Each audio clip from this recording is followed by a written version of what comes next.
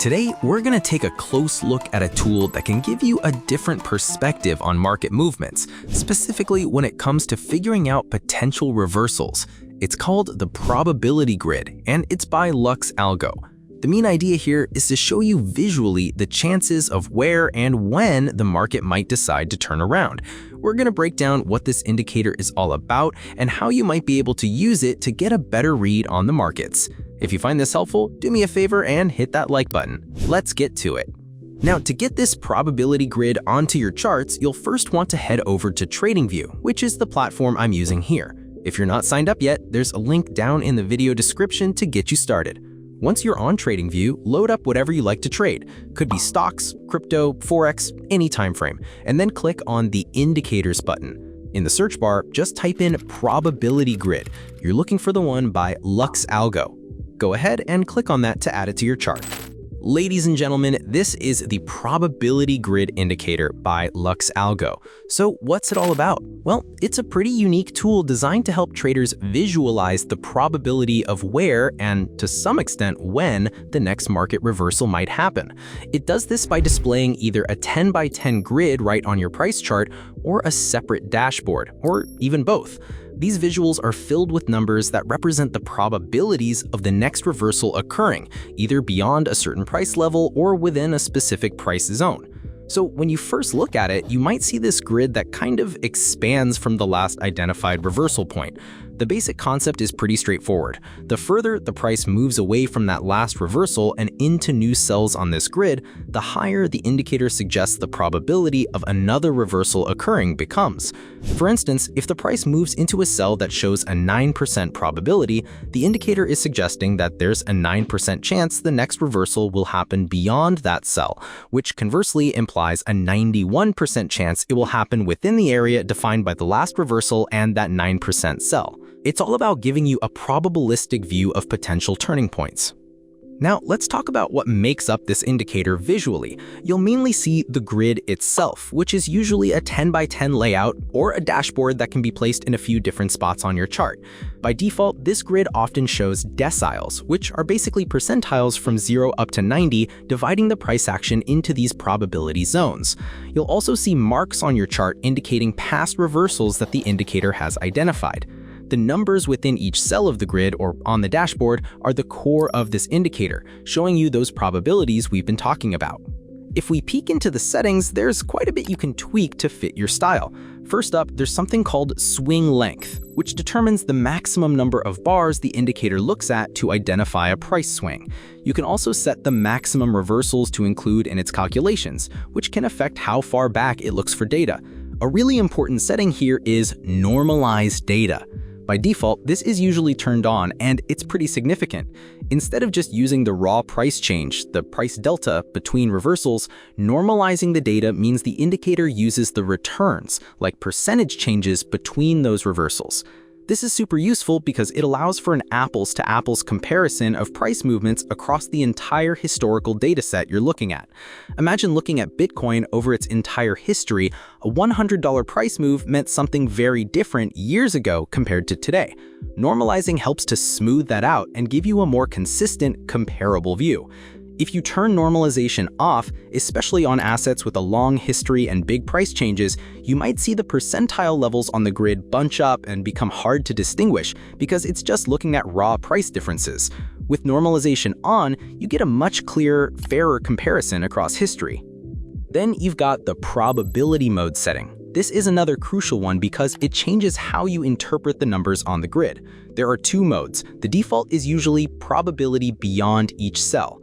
In this mode, if a cell shows, say, 20%, it means there's a 20% chance the next reversal will happen beyond the boundary of that cell. So conversely, there's an 80% chance the reversal will happen within the area from the last reversal up to that 20% cell. It's all about giving you a probabilistic view of potential turning points. The second mode is probability within each cell. This flips the meaning. Now the number in the cell tells you the probability that the next reversal will happen specifically within that individual cell.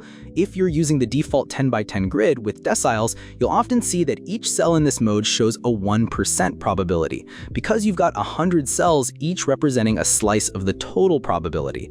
So understanding which mode you're in is absolutely key to interpreting the grid correctly. You can also customize the percentiles themselves. You can enable or disable each of the 10 percentile lines, change their values, and even adjust their line style. Just a heads up though, you generally need to have at least 2 percentiles enabled or the tool might show an error. If you like the dashboard view, you can toggle it on or off, choose its position on your chart like top left, bottom right, etc., and adjust its size. And of course, there are style settings for the grid itself. You can change the text size, background colors, and decide whether or not to show those reversal marks on your chart. So, how might you actually use this probability grid in your trading? Well, the most direct way is to use it as a guide for potential reversal zones.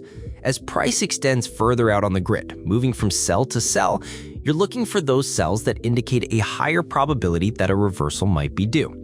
If you're in the probability beyond each cell mode, as the number in the cell gets smaller, say it drops to 5%, it means there's a 95% chance the reversal will happen before price breaks beyond that 5% cell.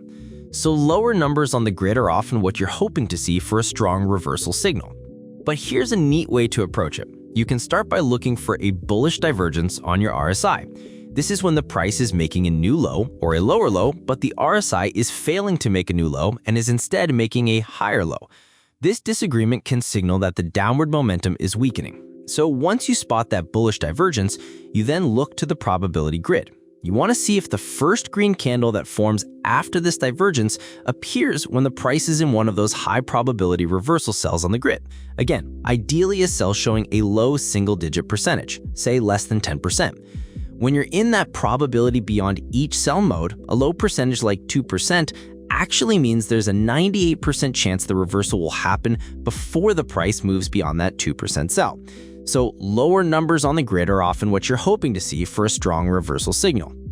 But here's a neat way to approach it. You can start by looking for a bullish divergence on your RSI. This is when the price is making a new low or a lower low, but the RSI is failing to make a new low and is instead making a higher low. This disagreement can signal that the downward momentum is weakening. So once you spot that bullish divergence, you then look to the probability grid. You want to see if the first green candle that forms after this divergence appears when the price is in one of those high probability reversal cells on the grid. Again, ideally a cell showing a low single-digit percentage, say less than 10%. If you get that divergence and then the price is in a good spot on the grid, like a 2% cell for instance, that's a strong indication.